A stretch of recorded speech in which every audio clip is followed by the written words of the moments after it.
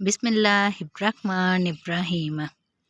हज़रत अब्दुल्ला बिन मसूद रज़ी अल्लाह ताला अन्हो ने बयान किया कि नबी करीम सल्लल्लाहु अलैहि वसल्लम ने फरमाया कि मैं खूब जानता हूँ कि अहले जहन्नम में से कौन सबसे आखिर में वहाँ से निकलेगा और अहले जन्नत में कौन सबसे आखिर में इसमें दाखिल होगा।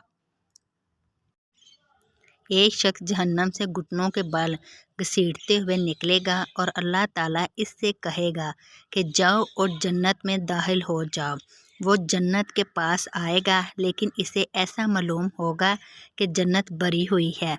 चनाचे वो वापस आएगा और अर्ज़ करेगा, ऐ मेरे रब, मैंने जन्नत को भरा हुआ पाया। अल्लाह ताला फिर इससे कहेगा कि जाओ और जन्नत में दाखिल हो जाओ।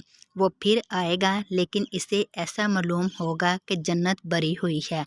वो वापस लौटेगा और अर्ज़ करेगा कि ऐ मेरे रब, मैंने जन्नत को भरा हुआ पाया। अल्लाह ताला फरमाएगा, जाओ और जन्नत में दाखिल हो जाओ, तुम्हें दुनिया और इससे 10 गुना दिया जाता है। या अल्लाह ताला फरमाएगा कि तुम्हें दुनिया के 10 गुना दिया जाता है।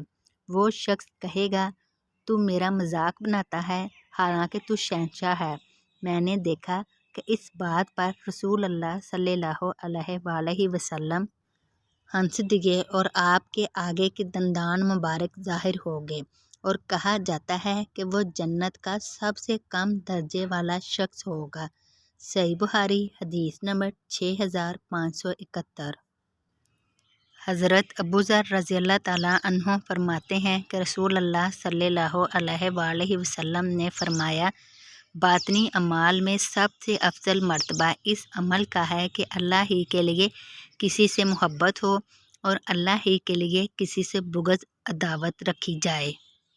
तशरी, अगर बंदे का एहसास इतना लतीफ़ और इस जज्बा इतना पकीज़ा हो जाए तो ज़ाहिर है कि कदम कदम पर यही रोशनी इसकी रहनुमाई करती रहेगी, जिसका नतीजा ये होगा कि वह बुरी बातों और गुनाहों से बचता रहेगा और अच्छी बातें और नेक काम करता रहेगा। इसीलिए जज्बे को बेहतरीन अमल करार दिया गया है। मशकातुल मसाबी हदीस नंबर 29। हज़रत माज़ बिन जबर रज़ी अल्लाह ताला अन्हु फरमाते हैं कि मैंने अर्ज़ किया, या रसूल अल्लाह, मुझे कोई अमल ऐसा बता दीजिए जो मुझको जन्नत में ले जाए और दोज़ख की आग से महफूज रखे। आप सल्लल्लाहु अलैहि वसल्लम ने फरमाया, हकीकत तो यह है कि तुमने एक बहुत बड़ी चीज़ का सवाल किया है, लेकिन जिस पर अल्लाह ताला आसान कर दे इसके लिए ये बहुत आसान भी है। फिर फरमाया, अल्लाह ताला की बंदगी करो और किसी को इसका शरीक ना ठहराओ। नमाज पाबंदी के साथ अदा करो, ज़कात दो, रमज़ान के रोज़े रखो और खाना काबा का हज करो। फिर इसके बाद फरमाया, ए मास, क्या तुम्हें खैरो बुलाई के दरवाज़ों तक ना पहुँचा दूँ? तो सुनो, रोज़ा एक ऐसी डाल है जो गुनाह से बचाती है और दोज़ख की आग से महफूज रखती है, और अल्लाह की राह में खर्च करना गुनाह को इस तरह मिटा देता है जैसे पानी आग को बुझा देता है। और इसी तरह रात तहज्जुद में मोमन का नमाज पढ़ना गुनाह को ख़त्म कर देता है। फिर आपने ये आयत तिलावत फरमाई जिसमें तहज्जुद गुजारों और रात में अल्लाह की इबादत करने वालों की फजीलत बयान की गई है, और इस पूरी आयत का तर्जुमा है, इन मोमिनीन सालिहीन के पहलू रात में बिस्तरों से अलग रहते हैं और वो अपने परवरदिगार को खौफ उम्मीद से पुकारते, और जो माल हमने इनको दिया है इसमें से वो अल्लाह की राह में खर्च करते हैं। कोई मुतनफ़्फ़िस नहीं जानता कि इन मोमिनीन सालिहीन के लिए आँखों की ठंडक छुपा कर रखी गई है।